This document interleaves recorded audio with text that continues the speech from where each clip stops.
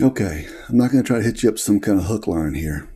Why? Because you're here to get ideas on how you store your scrap wood and your lumber. I had this problem too, just like everybody else, and I just wanted to clear up some floor space. This means I didn't want to have a rack that was on the floor and had wheels, because then I have to move it around all the time just to get it out of the way. In this garage, I have high ceilings, so I figured I'd take advantage of it.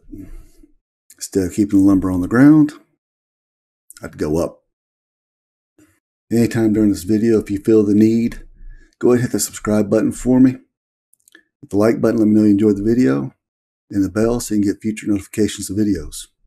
You can do it now, do it in the middle, or at the end.